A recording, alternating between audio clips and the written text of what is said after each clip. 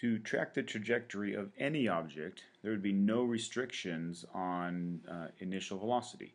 So for example, I could take a ball and send it up into the air at some angle.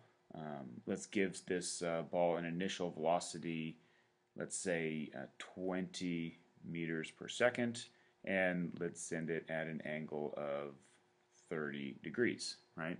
So if I do this 20 meters per second at 30 degrees, what's going to happen? Of course, that ball is going to go up, it's going to come back down, it's going to land somewhere over here, and again, I can ask all sorts of questions.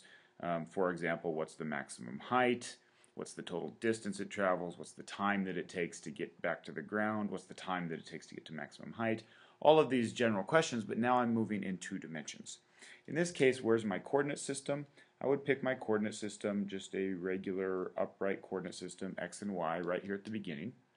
And like we learned in the horizontal launch problems, this is moving vertically, it's moving up and back down, and it's moving forward. So the question becomes, or the process becomes, similar to the horizontal. We would have, v0, v, a, t, delta x, and we would have a horizontal component and a vertical component.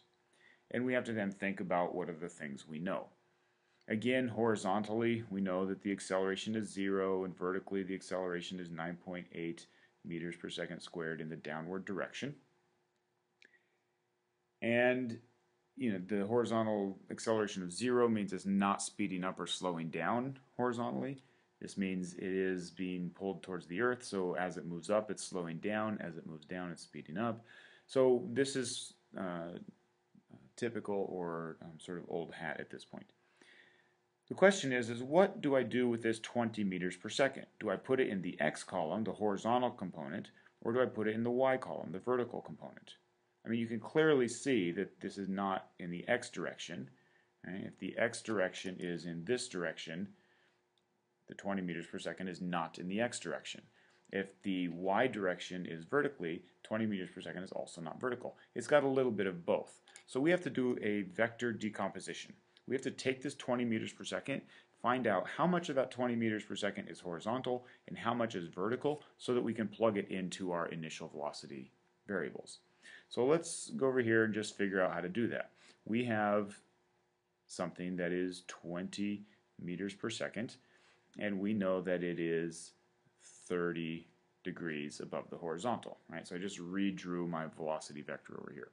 What I want to do is I want to break that up into components. I want to say some of that 20 meters per second is forward, some of that 20 meters per second is up. Right? My horizontal and my vertical are 90-degree angles. That's sort of the definition of a coordinate system. Now I know I've got some initial velocity in the x direction and some initial velocity in the y direction. I now can just use simple trig to figure out what's going on. I can say, oh, this is 20 meters per second, that's my hypotenuse. I've got the angle that's adjacent to the 30, and I've got the side that's opposite the 30. I use my favorite trig functions. In this case, I could say sine of 30, which I know. Sine of 30 degrees, definition is v0 opposite over hypotenuse.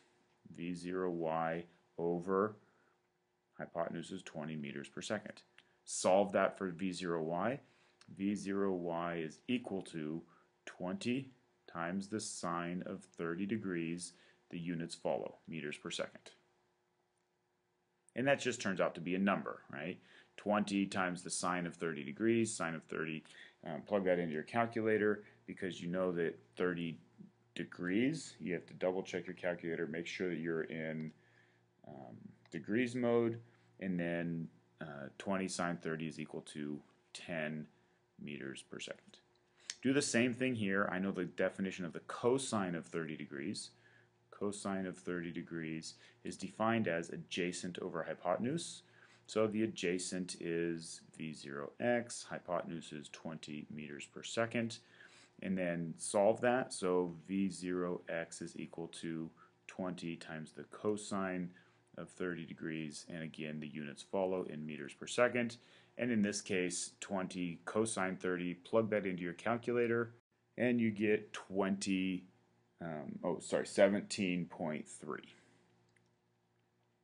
meters per second.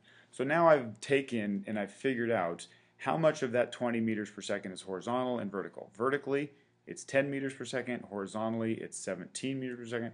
And I can now go ahead and plug those guys in back over here. My horizontal initial velocity is the v0x is going to be 17.3 meters per second. And my vertical velocity is going to be 10 meters per second. And I have to think about the signs. Should those both be positive or negative? And I go back to my picture. Over here and say, oh yeah, the v0x is moving to the right. And I said to the right was positive. v0y is moving up. And I said that up was positive. So these are both going to be positive. So it's important when you're doing this vector decomposition that your directions are right. That you said, oh, I'm going to the right first and then I'm going up in order to end up where I wanted to end up. Okay? So now I know that the initial velocities are decomposed, so I'm not using the 20 meters per second anywhere. I'm using the x version and the y version of the initial velocity. And the question becomes, what do I do next? Do I know the final velocity? Do I know the time? Do I know the delta x? I don't. None of that's given. So I have to use some of these special cases. If you remember, like we did in the vertical problems, if I label the beginning point A, the top point B, the bottom point C, I know something about these problems. Right? I know something specifically about point B. What I know is that the vertical velocity there is 0. This is very similar to if I take a ball and I throw it straight up with a velocity of 10 meters per second, it would go up and it would come back down, and I could label those things again A, B, C. This is the perfectly vertical part of the problem. This is the vertical and the horizontal problem. But vertically, the same thing is happening at B. The velocity is 0. So if I wanted to, I could say that the velocity at B is equal to 0 meters per second. And if that's the case, by putting this in here, I now have to be careful and I say this column is from A to B, right? My initial is 10, my final at B is 0 meters per second. So now if I calculate the time, that would give me the time from A to B. If I calculate the delta y, that would give me the delta y from A to B. So I can calculate those knowing that it's A to B. It has nothing to do with point C or anything going on. So let's just calculate that and see what happens. I know V0, V, and A. I can use V equals V0 plus AT. So 0 is equal to V0 is 10 meters per second minus 9.8 meters per second squared times time,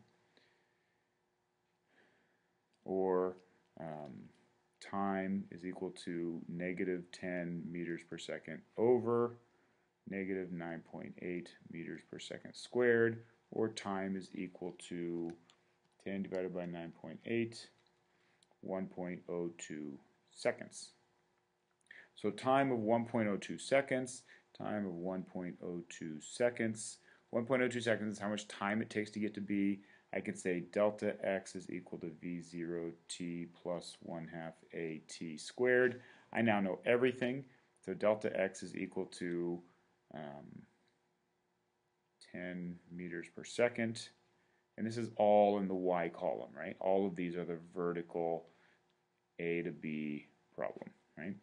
0 times 1.02 seconds plus 1/2 times negative 9.8 meters per second squared times time, which is 1.02 seconds squared.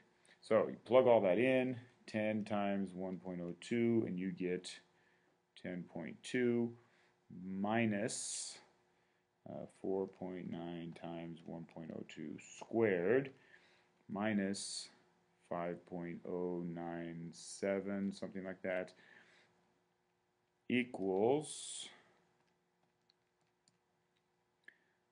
5.1 meters. Okay, so what is that? Delta x. That's this distance right here, 5.1 meters. That's my delta x, or my delta y, in the y direction from A to B. I have just calculated that height. right? Final y minus initial y. I've calculated this guy right here to be my maximum height. What if I want to figure out my maximum range? All right, so my maximum range is going to be what? From A to C. I need to come up with a different variable. I want to know what is maximum range. In that case, I'm doing something from A to C. This column of variables doesn't work anymore, so I'm going to have to say I'm going to have to create another set of y variables from A to C, okay? And that's going to be v0, v-a-t, delta y. Initial velocity is still 10 meters per second. Final velocity is not 0 anymore, it's only 0 up here. Acceleration is negative 9.8 meters per second squared. What do I know about delta y though? Delta y from A to C is 0. Right? I end up at the same height that I started. So now I know three things. Now I can turn around and calculate again the time and the final velocity. Right? So let's calculate the time. I know delta y, a, v0. So delta y equals v0t plus 1/2 at squared. So 0 is equal to 10 meters per second times time plus 1/2 times negative 9.8 meters per second squared times time squared. So this is quadratic in time. I'm going to just simplify that. We say 0 equals 10t minus 4.9t squared. I can just plug that into my quadratic equation. I can factor out a t. However you want to solve your quadratic equation. For these purposes, I'll say 0 is, I'll factor out a t times 10 minus 4.9t to find the zeros of my function. So in this case, t is equal to 0 and 10 divided by 4.9 is 2.04 seconds. Okay, so two answers. Which one's right? This question is saying, how much time does it take to get a delta y of 0? Well, it takes 0 seconds because I started there, and it takes 2.04 seconds. All right? So 2.04 seconds is how much time it gets here. Am I done? Did I answer my question? No, I didn't answer my question. What I answered was how much time it took.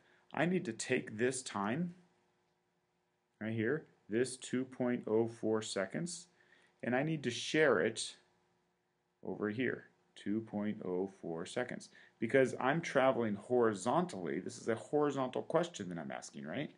What is the horizontal delta x question that I'm interested in? So I put that time from A to C back here. So this is now my A to C variables. And I can calculate or figure out what my delta x is. And I'll do that, I don't know, let's do that in orange. Right over here. Delta x equals v0t plus 1/2 at squared. So it's going to be equal to 17.3 meters per second times time, which is 2.04 seconds, plus 1/2 a, but my a up here is 0, so that's all 0.